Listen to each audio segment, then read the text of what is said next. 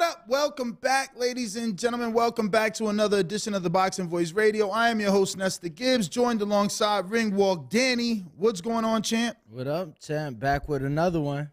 Yes, sir, and we're here to discuss the Mexican Monster. And questioning whether or not he really is that. Because now that his 3-fight deal has been revealed, if he really goes forward with Morrell, Demetrius Andrade, and Jamal Charlo, without considering Canelo in between that, he really is the Mexican Monster. And he would be cleaning his entire division. And there's other articles out there where he's saying that he has 3 to 4 fights left at 68, which would include the 3 gentlemen just mentioned and Canelo Alvarez. But I am pretty shocked at this schedule. We were just talking about Canelo and Oscar and guys like Floyd that they take someone, like in between these 3, he needs 2 more. Whether that's Yeardom and another Kyrone Davis, but in between Morrell and Andrade, there needs to be 2 tune-ups. Yeah, no, I mean, I think that's, what's the phrase, murderer's row? Like, I mean, it's just going back to back to back. Obviously, definitely a tough schedule. It would be an impressive schedule. Impressive run. I think. Did Canelo do anything similar to that? I mean, with the Trout, who came after Trout? Was that immediately Mayweather? Mayweather. So before Trout. Nah, before Trout. What's his best run? Because that is a run. I mean, his undisputed run was pretty good. So you're saying Rocky, Callum, Billy. So not Rocky. It was Callum. No, it was Callum, Yildirim. Well, you got to include Rocky. I mean, that's how he got up there. Yeah, but that was like the regular belt, which led to the WBA but it was like shot. It was like 2 years prior. But he held it, and that's how he got the shot at Callum. Remember, Callum was the super WBA. The diamond was there, but the real BC didn't come till Yeardom. I'm pretty sure he did not hold it. But regardless. Who didn't hold it? Canelo. But regardless, I mean, it was a good year and a half in between. I'm talking about that 1 year run, the fights that were back to back. You know what I'm saying? Because we're not going to talk about the fight that Benavidez had 2 years ago, include that name, and then include, it doesn't matter. This is the run because it's back to back. So Callum, 10 weeks later, Yildirim, 10 weeks later, Billy Joe, and then 6 months later, Caleb Plant. He took the belts from all the champions and, did it in less than a year span. I mean, it was a good run. It was a good run. And those guys, technically, they're champs. So Benavidez beating Morrell. Was it better? Hold on. 2019, November, he knocks out Kovalev at light heavyweight. Mm-hmm. May of that year, he unified at 160 middleweight. So he jumped up 2 divisions for that fight, and that was with Danny Jacobs, 2019. I believe, 2019 was with Danny Jacobs. Who did he fight before Danny Jacobs? Rocky Fielding, like I said. Who did he fight before Rocky Fielding? Gennady Golovkin at 60. But that was in September, right? Yep, 15th. Before that was the Gennady Golovkin fight a year before. No, the rematch, that's his best four-fight stretch of his career. What? The rematch? Golovkin Fielding, Jacobs, Kovalev? Yeah. Yeah, and even that. He became champion at 60, became champion at 68, unified at 60, and then became champion at 75. That's the best 4-fight run of his career. And that's what I'm saying. David would be creating his own legacy running through these 3 men, but these guys were champions on paper, and it's something that Floyd brags about defending and beating 24 champions. He beat 24 champions and 50 professional fights. And that's the thing, you know, Morrell, he would be considered a champion because he's a WBA regular. Andrade doesn't hold the title at 68, and Charlo obviously does not hold the title at 68. Still an impressive run. Big names nonetheless, and obviously if that fourth fight is Canelo, then you know, that's the cherry on top. That's the big one. But is Floyd counting current or just champions, current and former? Current and former. Okay, so then Benavidez would get credit for Morrell as a regular champion, former 2-division champion Andrade, and former 2-division and current middleweight Jamal. Absolutely. But again, you think of Canelo. Kovalev is a 3-time 175-pound champion. Callum, 1-time champion. Right. And Billy Joe, you said no. Who was next? Gennady, unified champion. So yeah, it's just a different run. Yeah, I mean, he became unified champion in the division with Gennady. Yeah, but Gennady was already, what I'm saying is your opponent was already a unified champ. Right, so he beats, none of these men were unified. Right, he beats a unified champ, moves up. Beats a 3-time champ. No. Yes, no. 75-pounder. Shut up. Moves up, beats Rocky Fielding. A regular champ, which is Morrell. Wow. Also conducting the release of the kidnapping of his brother from the cartel. Same week. He sensationalized that for you. Then he goes down to unify that unified crown that he had at middleweight at the 160-pound division. Cinco de Mayo weekend right here in Las Vegas against Danny Jacobs. And then he chose to jump 2 divisions right after that to challenge the light heavyweight champion Sergey Kovalev. Yeah, I mean, again, if I am the Benavidez team. Yo, he a bad motherfucker, ain't he? I mean, you know, people water it down. They say that Kovalev was washed up. He had no liver. Rocky Fielding was just a regular. Callum was untested. You know how it is, bro. But they ain't doing it. They build you up to tear you down. But they ain't doing it. No, I hear you. So I would say a ranked guy like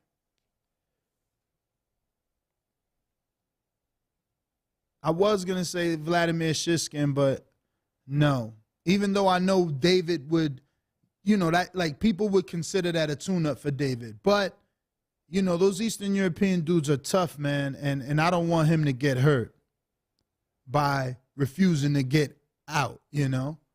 But we do need 2 tune-ups. We absolutely need 2 tune-ups. So who, for David? He can't fight these 3 men back to back to back to back like that. You know? Why can't he? Because you could end up being Fernando Vargas. Simple. Well put, Ness. So who's the legend? What do you mean? I mean, he kept jumping up facing legends. And I mean, you know, that was Fernando's era. You know, David is in his own era, you know. We just know that Andrade is tough, Morrell is tough, and Jamal Charlo is also tough. Absolutely, you know? No doubt about that. And I just don't see people doing that. I mean, obviously Canelo. Guys? Obviously Canelo. And that's why we're bringing him up. But he's one of the greats, right?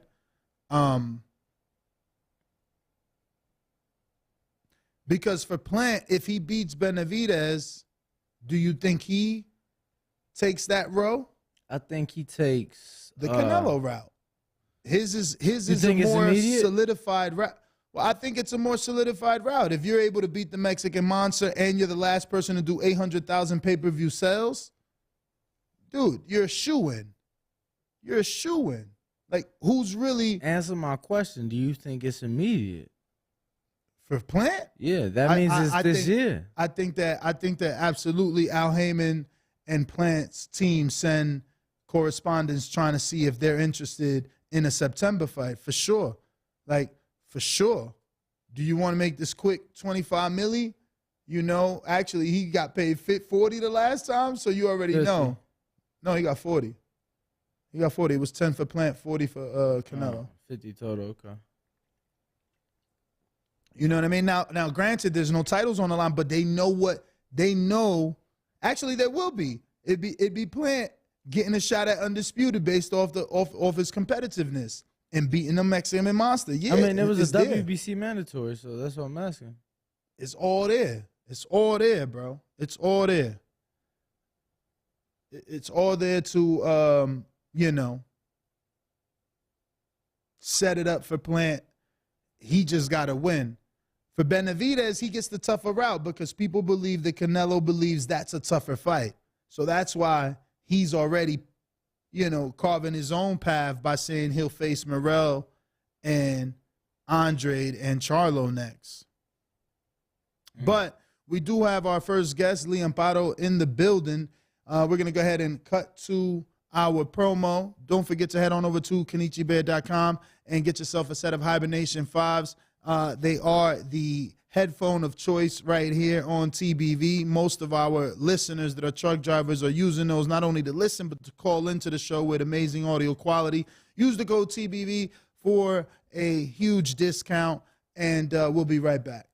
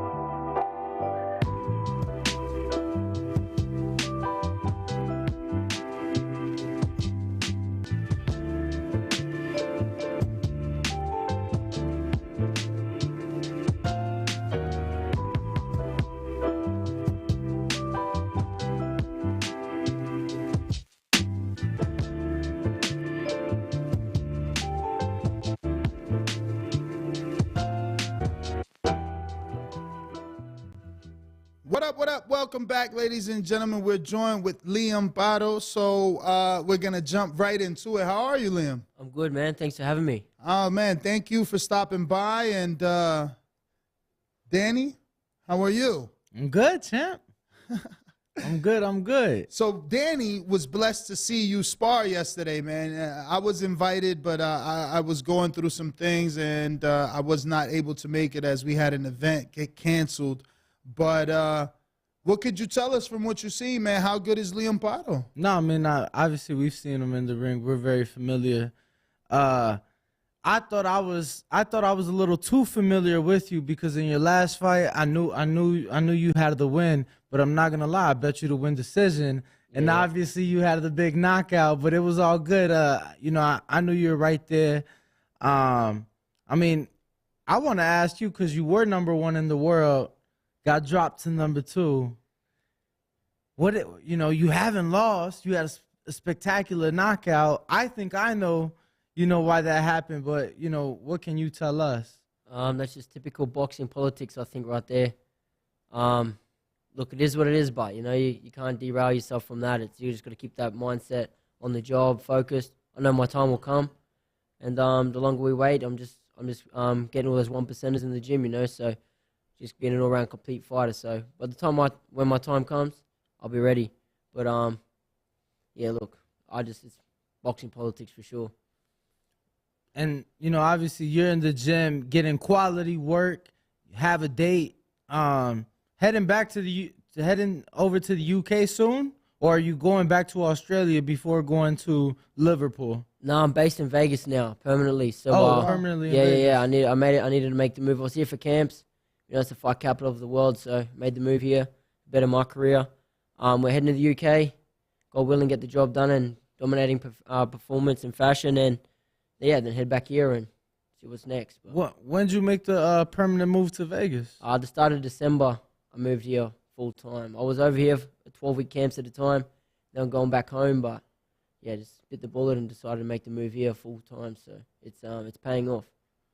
Now, yeah, I could imagine because that's a 18-hour flight, 17-hour flight back home, something like that. So making the move to Vegas, was it just the quality of work and sparring that you're able to get compared to, I could imagine Australia, you probably had to fly in work or just use what you had in and around your area. Yeah, 100%, man. We're very limited over there. We're so far away. We're very isolated part of the world. So it's expensive bringing sparring partners in, and then also very limited. You only have one or two at a time. We come to Las Vegas, man. Everyone's here, every style you need. So it only makes sense. I want to better myself, better my career, and you got to make sacrifices. And coming over here was that was it. Leave my family behind, and it's only for that short window to make it. So got to do what you got to do, but it's definitely paying off. Well, obviously, you said beginning of December? Yeah, that's right. For the full time, yeah. So obviously it hasn't been that long, but how have you liked it? And for this camp, getting work with the undisputed champ, I'm sure that's definitely gonna help sharpen tools for March the 11th. No, definitely, man. It's you can't match that work. It's arguably one of the best fighters in the game today. So getting work in there and in competitive rounds with him is a true blessing. And I'll just keep taking it and, just keep improving on myself. Now, I know you guys have sparred before. How long ago was the previous sparring session? That would have been close to 2 years ago now, I think. We just got one session in. I think that's before he fought Jojo Diaz. But yeah, that's like around 2 years ago. And yesterday that you seen was just the most recent one. So I think I'll get some more working with him. God willing, I get my job done March 11th. That's what's all in my mind. And then, who knows, might finish off the camp with him for Loma. So, yeah, especially now living in Vegas, that's just an opportunity. Living here in Vegas that you'll wouldn't be able otherwise to get. come. Yeah, being in Australia, I'm sure it's a lot tougher. But how, in your opinion, does working with Devin Haney prepare you for Robbie Davis Jr.? Look, the styles aren't very similar at all, but it's more of the mental confidence. I'm in there with the undisputed lightweight champion, holding my own. Robbie Davis Jr. isn't on that level. You know what I mean? So it's a big mental aspect, I believe, getting that mind right, because it's a very important part of boxing. But that's hats off to my coach, Steve Rollins, for doing that and bringing that aspect in. Like the style's different. But, hey, man, if you're in there mixing it with the best in the world, it's unbelievable for your mindset. For sure. And Liam, your promotional situation is with Matchroom, correct? Yeah, that's right, yeah. So is there, I guess, any hope for you to get in the ring with Richardson Hitchens, who just was signed and is kind of making waves on Matchroom, or are you looking in another direction since you're highly ranked in the WBO? Look, man, I'm looking to get that title. I've been in the top 2 for the last 2.5 years, so I want them big names now. Well, hats off to him. He's going good. But who knows? Down in the future, he keeps winning. He could be a possible opponent. But at this moment, it's my sights are set on the big names at the top of the division. I want to prove myself and set myself up at the top there. Now, let me just. It looks like the WBO just ordered Tio and Josh to negotiate within 10 days. How hopeful are you that you can be mandated, the mandatory to the winner of that fight? Look, I've got to get through March 11th first. I can't get through Robbie Davis Jr., then there goes my title intentions for a few years. But, look, they get that fight on. I'm truly believe that we'll be in that mandatory number 1 position for that title. And who knows? Hopefully, finish the year with a title shot and, God willing, become world champion. I want to ask because I saw. I actually knew Eddie was in town a few, maybe like a week or two ago, and I saw that you guys sat down for dinner. This is the next conversation after the fight, right? So he already announced May 20th in Ireland. Guess who they're trying to go a week later in Ireland? Josh and Tio. So you have them bring you out to Croke Park. You interact with the Irish boxing fans. They're expecting 80,000 if they do it at that stadium. And then you make a vacation out of it. You stay another week. You're ringside, and the winner got to see you next, Liam. No, 100%. That's it. But because you were we know boxing. I knew you were that number 1. Mm-hmm. But and I told Frank, I'm like, it's the politics. We get it, but hopefully you get that opportunity, and that'd be dope. March the 11th, though. What would you say is the biggest thing you have to look out for when it comes to Robbie Davies Jr.? Look, we've watched a bit of him. There's nothing over the top that we're worried about. We're very confident in our tools and our training to get the job done. But look, he's fit, he's tough, and this is his last chance at getting a world title intentions. You know what I mean? So I feel the pressure's all on him. It's in his backyard. I feel it's his last shot. He's at the end of his career, I believe, and yeah. But he's gonna bring absolutely everything to the table. So look, he's hungry, but I looked at his record, and he's never fought an undefeated fighter. So he's trying to say in other podcasts that he hasn't, like, I haven't matched the same kind of opponents as him. Man, he's never faced an undefeated fighter. There's one thing: I don't know how to lose.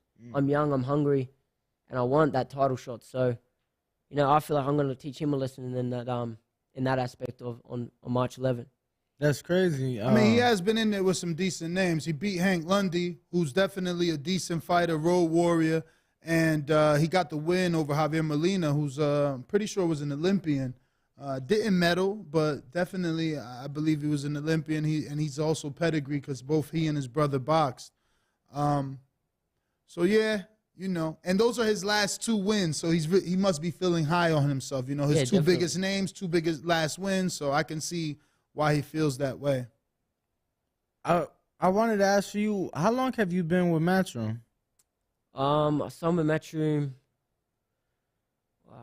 after my Tampa fight. Okay, so and then only had 1 fight last year. So beautiful. Who got you that Tampa fight? Because that was a Jake Paul undercard. Yeah, it was. It was kind of come out of nowhere, really. It was we were training, just coming over for a camp. We had no fight date. Kind of just come across here in Vegas. Steve and my coach Steve and Alfie and Ace Boxing kind of got that. The fight here in Vegas? No, I'm saying. Yeah, I was over here training. Yeah, in Vegas. Okay, in Vegas. Just for a training camp. Okay. We didn't have a fight date locked in, and yeah, then it kind of come out with about 4 or 5 weeks till the fight. We got that opportunity, and yeah, we took it with both hands. So, do you believe that kind of helped put you on the map more, and help you get that Matchroom deal, or were you already in talks? Or I think it definitely helped seal the deal. We're in talks with a few companies, but yeah, I think that helped seal the deal. You know what I mean? It was, I learned a lot in that fight. You know what I mean? It was adversity I had to face, but no, it was good. But I do believe it did help me seal the deal with Matchroom for sure. Now, obviously, having to face adversity, you got knocked down in the first, came back, you won the fight, signed the deal. Now, not too far away, knocking on the door of a world title opportunity. But, I just wanted to ask the experience overall, because, yeah, you got knocked down, but you still came out with the victory. But it was also your first fight outside of your home country. So, huge. I mean, Australia, I feels like far from everything. So, yeah, definitely. You're definitely far from home, not in your backyard by any means. So what was the entire experience like, and also fighting on such a big card with Jake Paul? Yeah, man, it was crazy, going from a packed out 3,000 people arena in Brisbane, Australia, to 25,000 in Tampa. It was unbelievable. The whole build-up was crazy. I never experienced anything like that. But it was good. I just took it in my stride, and yeah, it was awesome. It was a really good experience. And shout out to Jake Paul for giving us that opportunity to showcase our skill on that level. But yeah, man, it was crazy. And yeah, it just makes you more keen and that more motivated to get to those big fights. And every fight would, like in a stadium that big, would be unbelievable. Now, that being said, this is going to be now your second time fighting outside of your home country.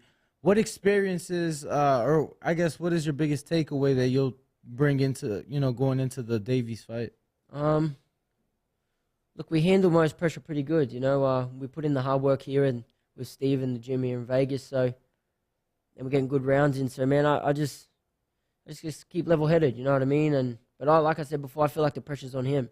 I'm coming to his backyard to challenge him for a fight. So it's I feel like he's gonna have more pressure than me. You know what I mean? He's got a lot more of his hometown support there. We've got no pressure, I feel. So I'm just keen to go get the job done over there. So how long have you been in Vegas now? He said December. December, yeah, but I was back and forth. So this is my third camp here. I was living here 3 months at a time for the camp. So on and off, about 2 years. But now I've just made the move permanently. Since December. Since December, yeah. Nice. And what gym are you training out of?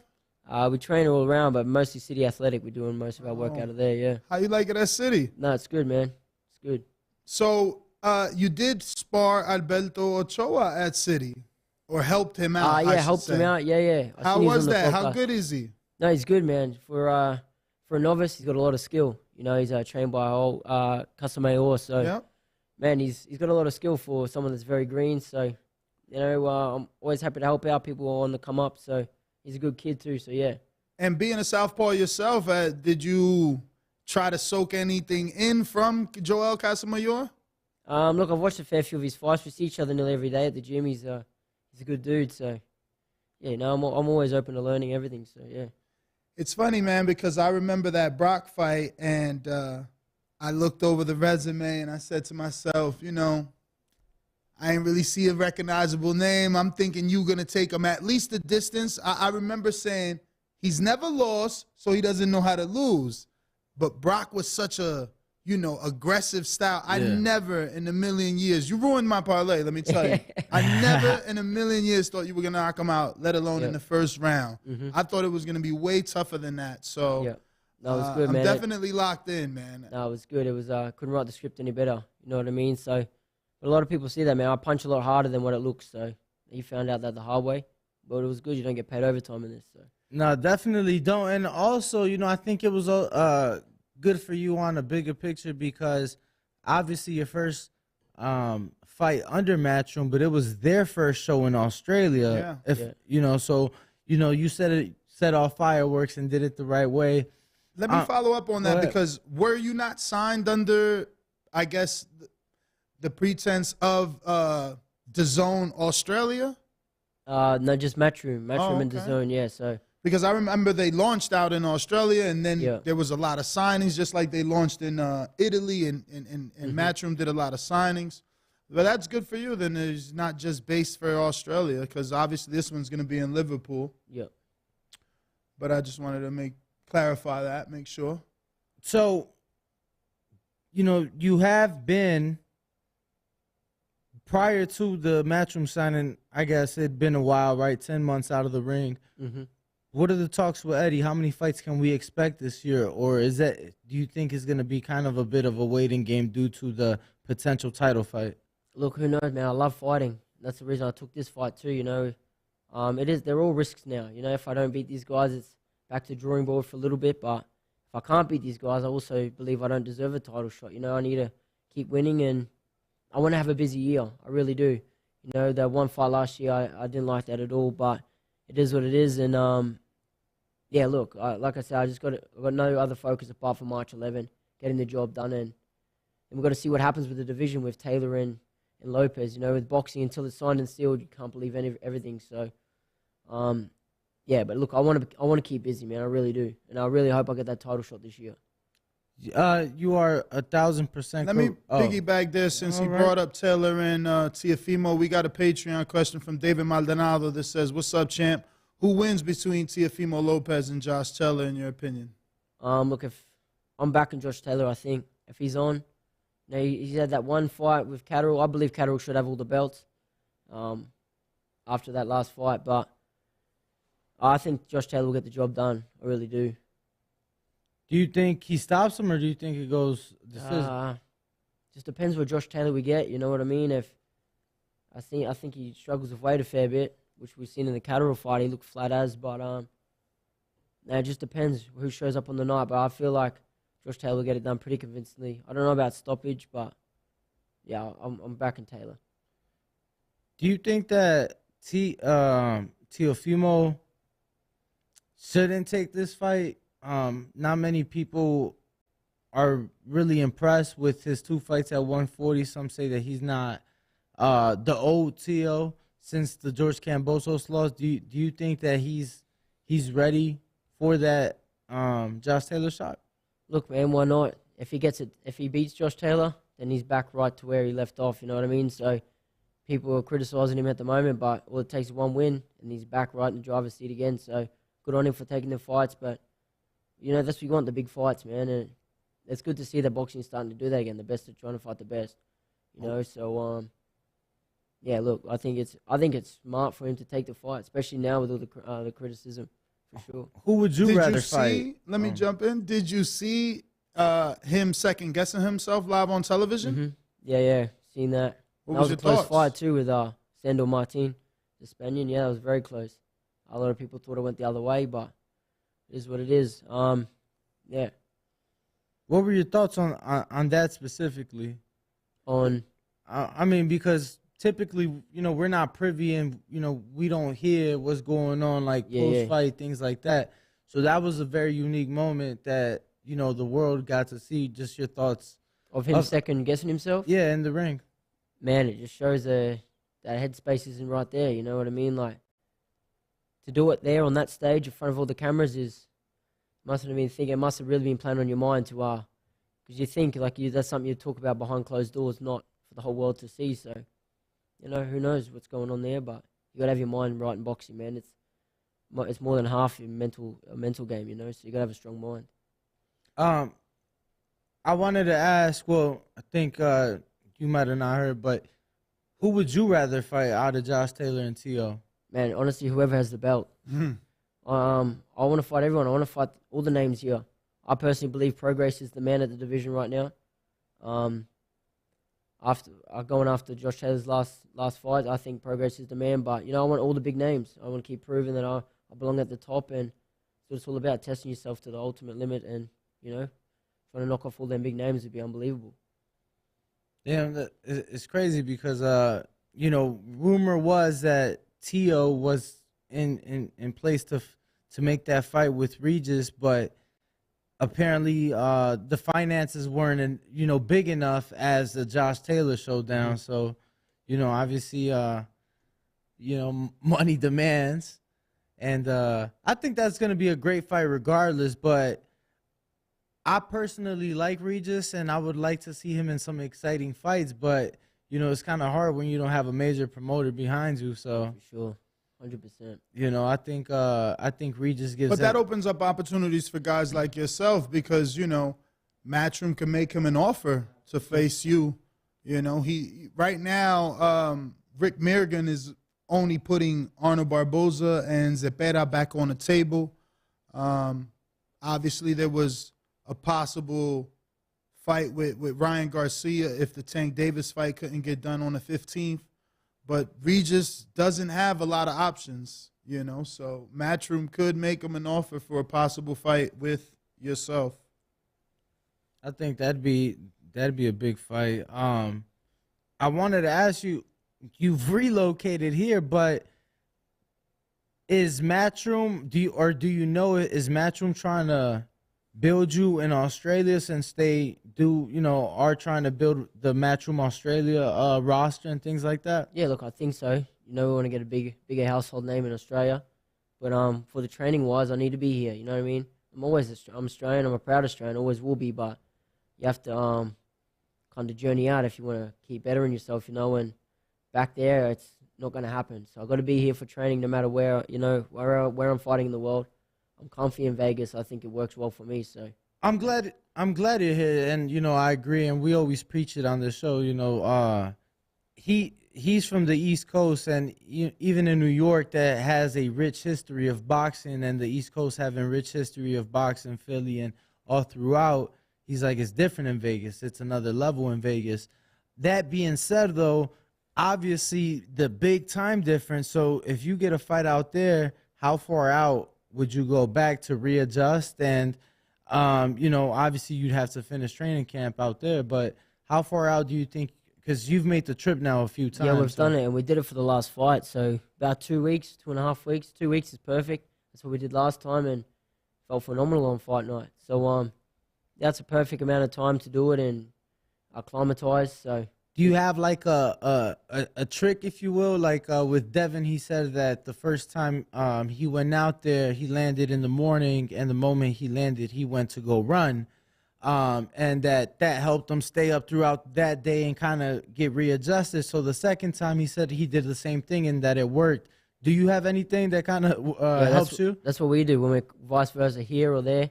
Just go there and hit the ground running and try to get back in the routine as quick as possible, But the best thing is a good workout straight away. Just try to get your body back and, feeling as normal as possible, quick as possible. So that's what we do. We come here, fly in. Depending what time I land, it's straight into a session.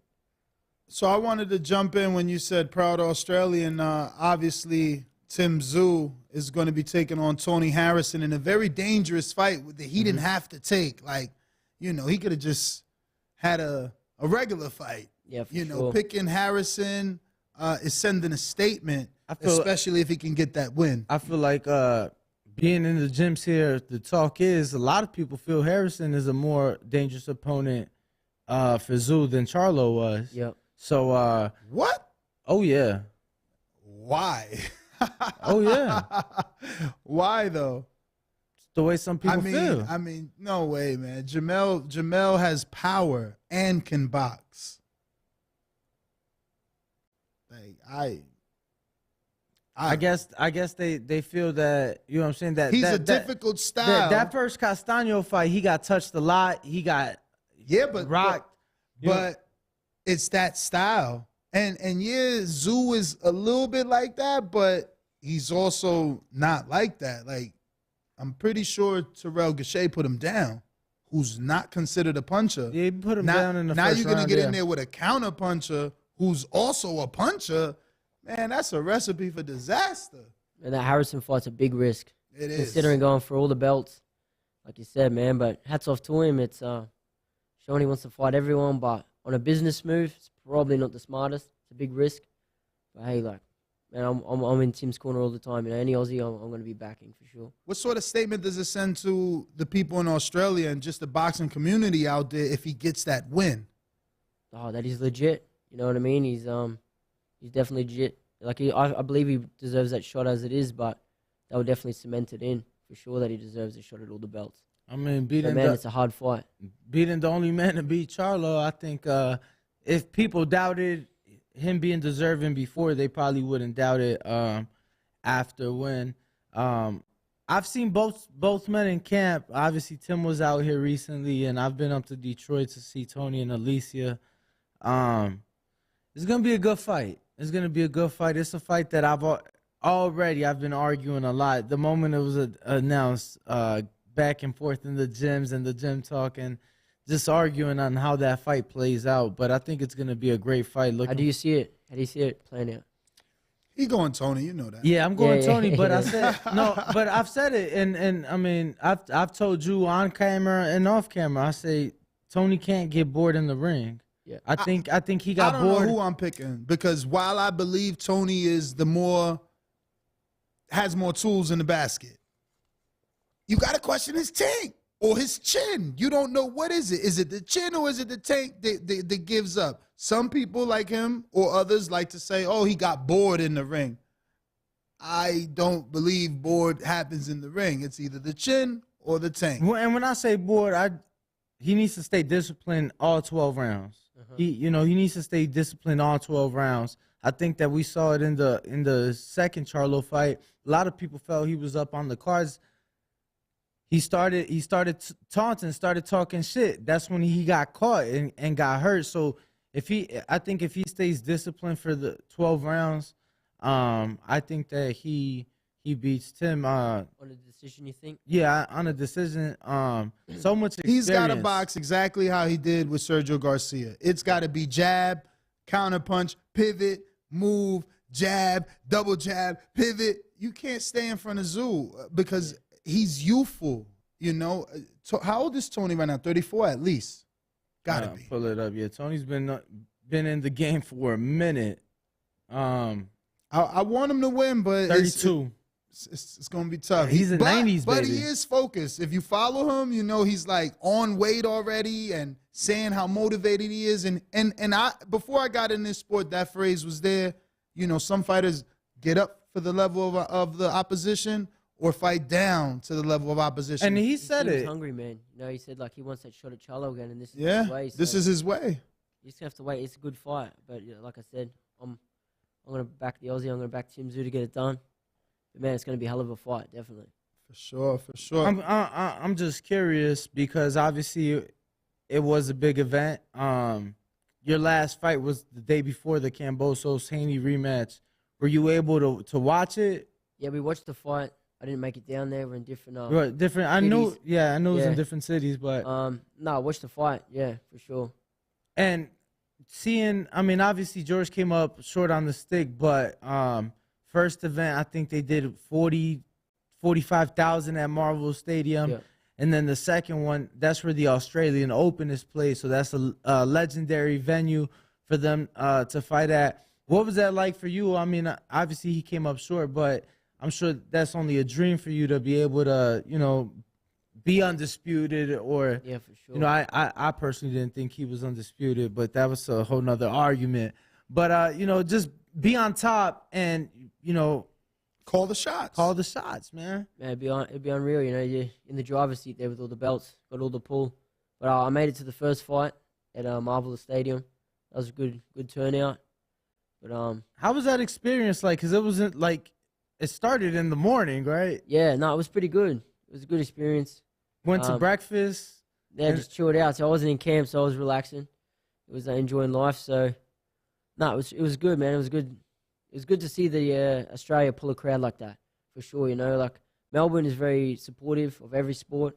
And that's the reason they held it down there in Melbourne. So no, it was good, man. And it is a dream to pack out stadiums like that, especially in Australia.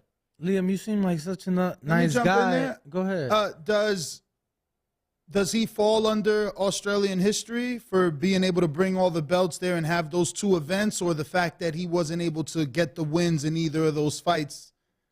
Man, no way. He was undisputed. Like they labeled him undisputed champion, and that's the first guy ever in Australia to do that. So, 100%, I believe he's done the most. That belt wise, it's happened ever in Australia. You know what I mean? So you got to give credit where it's due. And you know he come out here and he beat Tio for them belts. So you know, you got to respect that, and he's done a lot for Australian boxing for that. Does he need to do more in his career for him to have a son to open the doors the way that Costa Tszyu has opened the doors for Tim? Or you think with what he's done, if he retires, you know, his son will have an easy path where Look, George did not, obviously. Yeah, for sure. Look, man, he's still got a fair bit in him. He's still pretty young. He's still hungry he's still training. So if the story hasn't ended, then the book's not closed yet for George. You know, hopefully, man, down the track there could be a big fight between me and him. You know, it was similar. That's man. where I was going. That's who knows when that could happen? You know, if he wants to come up to 140, look. But my visions is set on the 140-pound division now, and that title, but could be a remake of Anthony Mundine, Danny Green. You know, could be a good retirement fund for us both at the end of our careers. But who knows? That could be a big potential domestic fight. Yeah, I had to ask because you seem like such a nice guy, and you say you're gonna always back your guys, but at the end of the day, if it comes to being opposition, then yeah, no, like, you know what I mean. I'm sure when you were in Marvel Stadium, you imagined yourself in that ring. Oh, for sure. Any fighter would, you know. It's that's what dreams are made of. That's what you fight for. That's what you dream of, is that kind of exposure and packing out stadiums like that. So yeah, man, it was a good G up, and it just motivates you to make it, you know. Do you think George is your nemesis? Is he your Triple G to Canelo's, Golovkin? In what way? What do you mean, like? Is he your nemesis the way Floyd had Pacquiao? Where The way that Earl has Bud. I reckon it could be built up to be like that for sure, you know. I got to keep winning, you know what I mean? But look, it could, man. Like I said, that could be a huge domestic fight. They could build the shit out of that, man. So I hope it happens in the future, near future, wherever. I think that every fighter needs that. Like Amanda Serrano has Katie Taylor. You know, 100%. She'll probably go to Croke Park, win or lose, and retire. Floyd had Pacquiao. Canelo had Golovkin. He got lucky to get Floyd.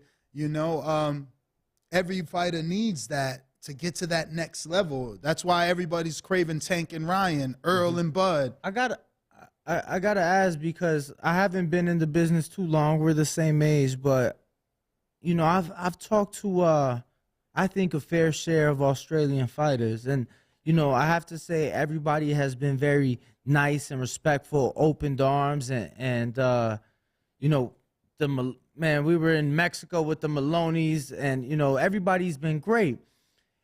You know, and George was the one fighter that kind of stood out, very outspoken, a bit loud. And I'm going to be honest, you know, there were some Australian fans, maybe even some fighters, maybe even some trainers that would tell us, yo, we're not like that. A lot of people aren't backing George because of that. Did you get that sense, or do you think that I think Mundine was like that, though, right? Wasn't Mundine just as cocky as 100%. Cambosis? For sure, but you know, at the end of the day, he's selling fights, and that's his way around it. Everyone has a different approach to a fight, you know, so that could be his way of getting his head in the game, you know, but, yeah, you know, everything works different for every person. Like, I'm very humble, you know what I mean? I just like getting in there and fighting. I feel like the talking ain't going to do much. You know, you got to fight at the end of the day, but, look, it worked for him, man. He made some noise, and definitely yeah, so hats off to him. It's the Mundine blueprint. Mundine almost got a Mayweather shot, bro. Like, I mean, I think the only guy that didn't work for was Shannon Briggs, and because he started the whole Let's Go Champ so late that it was probably hard to get him approved in certain commissions. But, like, you know, the Clubber Lane route works. It really works. And Mundine, he used that well. He got a lot of opportunities. What is G Up? Because I heard you say it, and I remember George has clothing said G Up. Yeah. Like a G up, like, I don't know, man, how to explain it. A G up, like a hype up. Like, it hypes you up. You know what I mean? Like I seen in the stadium, I was G'd up. I was hyped up about it, you know? Okay. So it's kind of just Aussie slang then, yeah. Okay. So if I'm in Australia, I want to get the Aussies hyped G'd up. I'm gonna G them up, yeah. I'm gonna G them up. Okay. All right. So is this your trainer? That's my coach, yeah, Steve Rollins. Oh, Steve, you didn't want to be on camera and no mic or nothing for Steve. So how'd you link up with him? Through my management and coach back in Australia, Boxing Andrade Charlo. They've been friends of Steve's for a long time, and he sent a lot of fighters over here, and you know they sent me over with him like 2 years ago, and man, it's the best thing that's ever happened. You know, we're hitting new levels, and yeah, it's a true blessing. It's good, man. It's only just the start. So I'm obviously we're talking a little bit of Australian boxing and history. What's your thoughts on Jeff Horn? Jeff Horn's good, man. I was his main sparring partner for Pacquiao and Terence Crawford. So I was very young in my career. So I was very blessed to get that opportunity. He's a good dude, man. And hats off to him. And yeah, like I said, I'm very thankful for the opportunity I got so early on to help him out in his prep. So he made a name for himself out of nowhere. I gotta ask, because obviously being in that Pacquiao camp, you were obviously at the fight, I'm assuming. Yeah, I was at the fight there. Yeah, it was. What was more memorable, Suncorp Stadium or Suncorp? Right? He's gonna. For sure, man. That was Pacquiao. That was man. Pacquiao brings it's Pacquiao, brings the bro. people, man. It was. And it was more people there, no? Wasn't it 50? No, I think close it was to 80,000. Yeah, it was more. What? Pacquiao, yeah, that place is packed, man. 80? Let me pull that up. Wow. Yeah, pretty sure. What did you think of the decision? I thought Jeff got it. He worked hard. You know, he did the right thing right from the start. He did not show him any respect. He was there to get the job done. Did you think he was gonna do better versus Crawford? I didn't know, man. But then that just proves how good Crawford really is. 51,000. I knew I was right. Yeah, he said 80. I'm like, Yeah, what? well, if it's 80,000, I think so. Yeah. Because it's a rugby stadium, I believe. It's crazy. You guys have had a run for sure, because even Michael Safada, I don't know where you would put him because he didn't win a world title or anything like that, but he's memorable to me. Like, I watched his fights. Like, I lived the Anthony Mundine career, but I've also lived the Safada career. I watched that big fight that he got with Peter Quillen, and then he was able to get a Jeff Horn fight, right? So, like, you know, and he's highly ranked. Right now, somehow he's number one in the middleweight division. Yeah, for sure. So, the best thing that can happen for him is he gets like a Sergio Martinez, who's like number 2, but, you know. I think he's chasing way up there. Triple G and stuff like that. So yeah, he's got to go for That's one of those older guys. I said I wouldn't look. I wouldn't mind that. I got to see. I want to see Sergio definitely like against somebody under Triple G to see, you know, because Triple G got that power. No, I think he meant Safada's chasing Triple G. Oh, yeah, he's the number 1. And Sergio's 2? 2. Yeah. Mm. But, I mean, both of those fights are possible. I mean, for Safada, he's just got to get the investors to bring Triple G to Australia. Yeah, Triple G's going anywhere. So wherever there's money. Wherever there's money. So that's what Australia needs, though, is the big names coming there. You know, for example, Pacquiao, Haney. You guys got to lighten up on the allowing people in there, though. Yeah. Jeez Louise. That's why we didn't people go. over at the 100%. door. That's why we didn't go. Yeah. And I tried. Yeah. And this guy, he did 2 tours in Afghan, and they still ain't let him in. And it just came down to when they're like, oh well, you know, we can try this, but there's no. And I'm just like, bro, I'm not gonna keep during the COVID lockdown. That was pretty wild, man. That was crazy. Yeah, I can't. Yeah, that was interesting. And that was somebody, you know, being here in Vegas. That was camps 9 and 10 that I've seen Devin in. So it was like I wanted to be there. I saw another level of work that I had never seen. I wanted to, you know, be able to, you know, see Australia. Like if you're getting a stadium fight, I knew they were gonna pack it out, and I see how Australian fans get for rugby. So I was like, I could only imagine how they're gonna get for their champion. You know, I definitely would have liked to be there, but you know, hopefully they keep making some big fights. You know, Golovkin gets down there. You know, somebody else that would be. There was talks of Dempsey McKean with Anthony Joshua in Australia. I don't know where that's at, but I know that was in the pipeline to happen.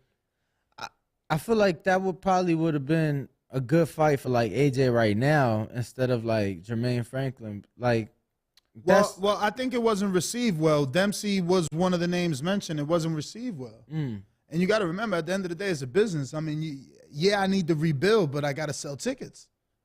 You know, people got to want to come out. Nah, but Liam, sure. I hate to put you in this predicament, but you did spar Haney, so there are a lot of people that question his power. You know, I got to use you as a gauge. What do you think of the champ's power? Look, man, I'm not gonna disrespect Haney at all. He's where he's at for a reason. You know what I mean? He's very accurate with his punches, fast. He's got good power, man. He's he's good, man. He's all around. Like he is where he is for a reason. You know what I mean? And I got full respect for him and his camp. They're good people, and you know, I just hope I can keep working with them. So it was a pretty good spot. You seen it yesterday, which is good. You know, it doesn't get much. And I'm sorry for not coming over. I'm gonna be honest. At first, I'm like, look, he's in the zone. I'm not gonna bother him. And then after the sparring, I'm like, damn, I had the Haney tracksuit jacket on. I'm like, he's not gonna want to show up tomorrow. I'm like, nah. I'm just not gonna say anything. So you know, don't take nothing from it. No. And then he tells me that, and I'm like, oh my God, how didn't you say at least introduce yourself? It's gonna look even worse now. I'm like, damn, I got the Haney tracksuit jacket on because I've heard about obviously the sparring like on numerous occasions. It just couldn't happen. You know, due to scheduling or what have you. So. I honestly didn't even think about it. I heard I heard for Tuesday, but I'm like, I didn't even think about it. Left my house, threw my jacket on, and then I'm like, oh crap. Showed up with his bias jacket. I'm man. like, I'll see him on the Whose show corner tomorrow. was he in yesterday? I'm like, I'll see him on the show tomorrow. I was a neutral corner. That was good, but it was good rounds, man. You know, No, what I mean? it was great rounds. It was great rounds, especially you know, I mean, I don't want to say. Can I say how many rounds you guys did? Yeah. 8 straight rounds. I was impressed when he told me that. Yeah, let me tell you. Yeah, not many people can do 8 straight. You know what I'm saying, like that. So, you know, it was good, especially you know, the Lomachenko fight on the horizon for Devin. It was good. He needs some southpaw sparring, and you know, it was good. Hopefully, after March 11th, you get back. You know, and like you said, close out camp.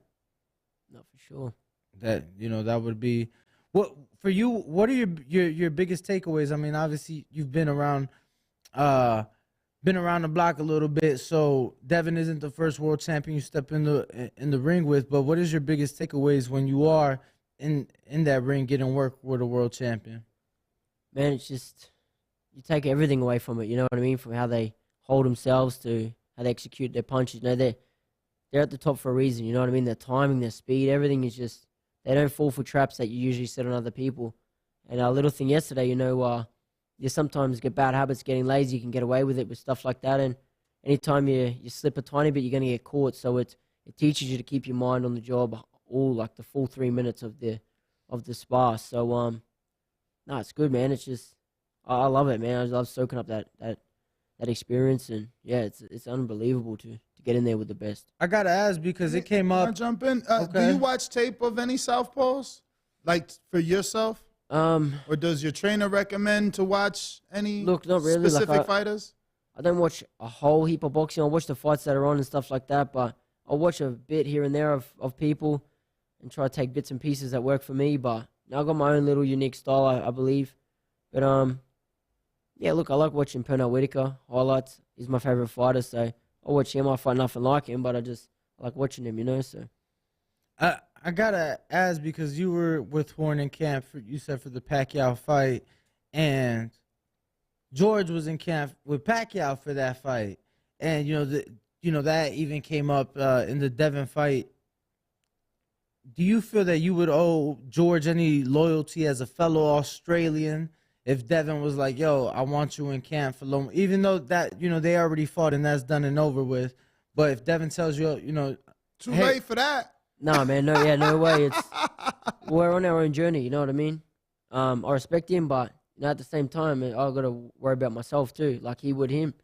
You know what I mean? Like, and the reason I asked, obviously, because for that specific fight, there was outside criticism from certain certain fighters that said, you know, George owed Horn a call, that he should have told him, or he should have not even accepted it. Which I don't agree with. Yeah, no way, man. You got to look after yourself, you know? You're on your own journey. You're on your own path. So I agree.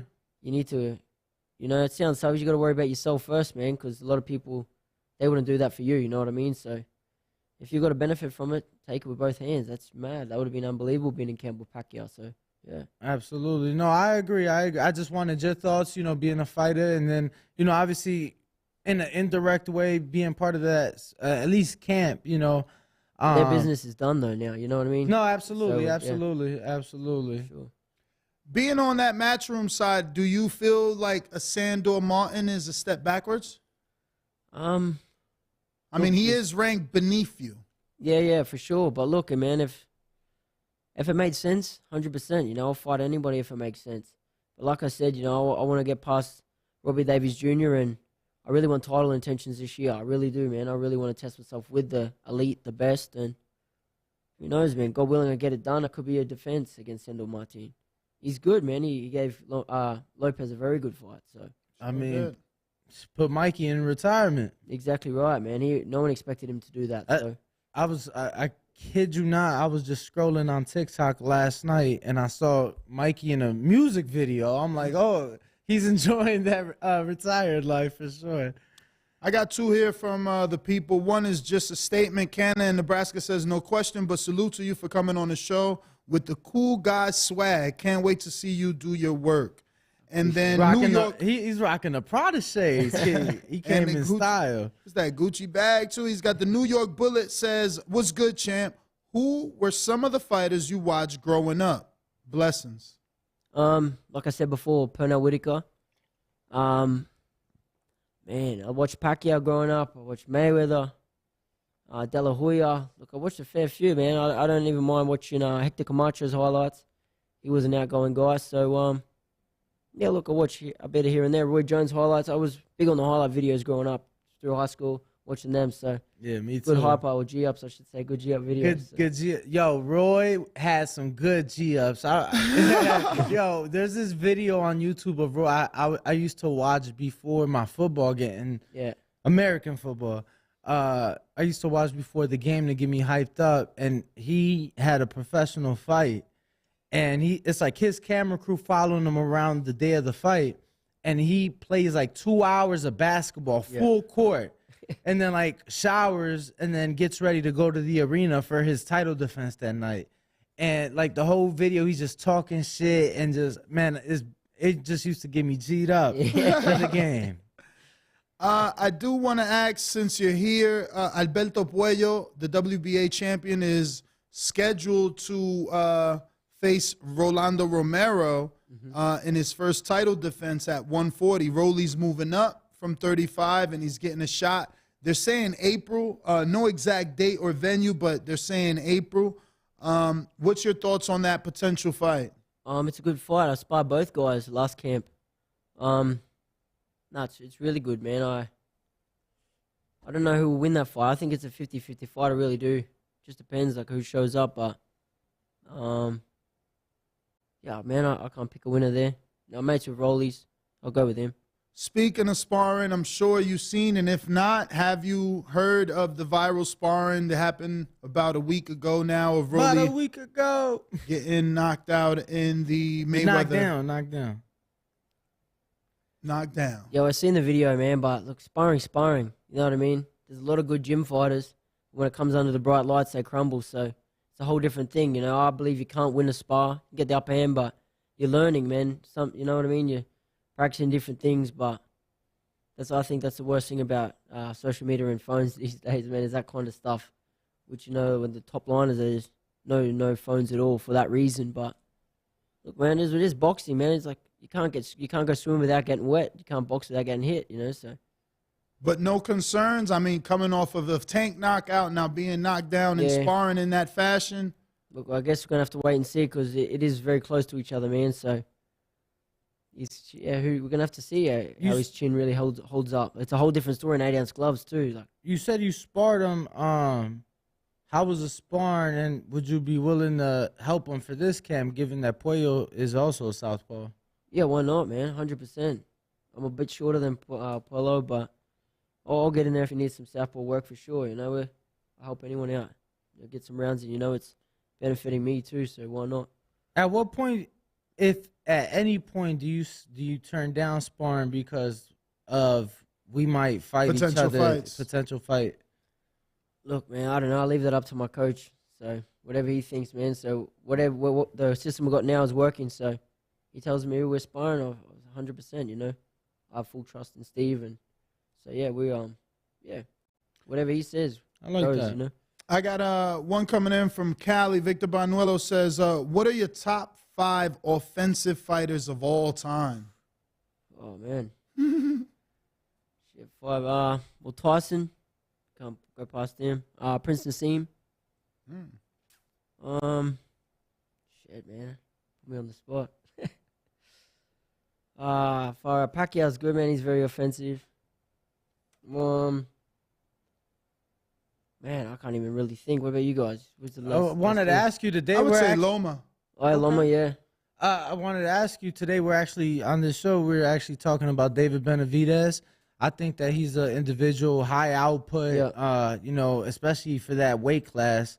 And although I do believe in the power, you know, people talk about the power, but it's usually volume that stops it. So I think right now he's definitely one of the better offensive fighters. Mm-hmm. Sure. Who do you go out of him and Plant? Who you? Tough fight to pick. Tough fight to pick. And and Plant's I'm gonna be honest. changed perception so much with that knockout. Like, obviously, I always argued that he had power because he put Uzcategui down twice. But being able to knock out Darrell in that fashion, it really makes you question how much power he has. The accuracy comes into play. You know, you got to factor in that Ronald Graville put down Benavidez, but he was younger. He's focused for this fight. He throws so many punches. Can Plant take the pressure, especially when we seen Canelo put, you know, a calmer pressure, right? Canelo's putting mental pressure constantly in front of you. Like, Plant's going to be in front of you with fucking shots. Yeah. So, man, I'm that's excited. a tough one. Like, that's a fight. I've only been in the media world less than 5 years. So, living in Vegas before that, that's a fight that I wanted as a fan. I remember arguing that fight in 2017. So now that we're in 2023, it's just, you know, I'm happy and I'm excited to 5 years, right? Wow, yeah. that's sad. I mean, to be fair though, Plant hadn't even become world champ, and I was arguing that fight. No, I hear you, but there was a time where they both had belts. Yeah, they could have unified. It was crazy. You know, they could have. And there's a true dislike with each other. Yeah, for sure. You know, it's gotten beyond personal. You know, the build up fight week. I mean, you'll be in town, so hopefully that's a fight you're able to attend. Yep. You know, training now in Vegas. So that's a fight that I'm really looking forward to. We do live shows for the fights, and those are usually our biggest shows. So we miss a lot of the fights in person because we'll be in studio. And he asked me that. I'm like, nah, I'm gonna be in person at that one, Mister. Definitely not missing it. Nah, and I prefer to watch it on television. I feel like that's the best seat in the house. You know, you get inside the ring, and as an official, you only have one side of that ring. You know, so I'd rather be in. And I agree, but you know the atmosphere and the like. Sure. I could only That's what imagine. fight week's for. No, but you know, like I was there for Wilder Fury 1. You were in LA and chose not to go, and my seat ended But up I went being, to everything fight week. Yeah, he did, and my seat ended up being my media seat ended up being where the ring walks came out. Yo, I get goosebumps watching the video on my phone back of Fury coming out. Like, that event was top. We got to go there live. Me and Steve, that was So the atmosphere was nuts. that atmosphere was nuts. I could imagine what Pacquiao Horn was. I could imagine what Kambosos Haney 1 was at Marvel Stadium, you know. So I know that atmosphere is going to be ridiculous. I know that the intensity, my heart rate is higher at fights in person. My heart rate is through the roof sometimes. So it's a bit different sometimes. Liam, do you know anything about this weekend's fight with Wood and Laura? I've seen a little bit of it with the matchroom build up and stuff like that, but You think it goes the distance? I don't know, man. I really don't know. That fight with Wood and Conlon was a cracker. That was a good fight. Yeah, man. Laura's been on a real hot streak, but I don't know if he's gonna. Can he get it? Can he get the knockout? I think Wood might take him the decision. So I'm staying away. I'm usually a better, but Yeah. I don't know. After what, like you said, that Conlon Wood fight was insane. So, yeah, crazy, man. I think Wood's on a high from that too, so I think that's gonna help out coming into this fight. A lot of confidence. yes, it should be a good one. It should be a good one. But anything else, champ? that is all the questions. Yep, we got to everybody. Liam, please. Well, first and foremost, thank you for joining us. Now that you're in Vegas, we'll be hopefully get you on as a regular and get a lot more coverage of you. We do appreciate it. Please make sure to give out any social media information for the fight March 11th, tickets, whatever the case may be. No, yeah, thanks for having me on, man. It was a pleasure to be on the show and look forward to coming on again. Yes, sir. Yeah, just a shout out to everyone that supported me throughout my career and my journey, and hope to make it proud March 11th. All right, Social well, media. Social media. Find me on Liam Paro Boxing on Instagram, Twitter, Paro Liam, and Facebook, Liam the Prodigy Paro. March 11th in Liverpool on the zone. Make sure to tune in. Do not miss it. Catch us on the next one, 6 a.m. Net- tomorrow morning. And that's GTL Ringwalk Denny. Peace.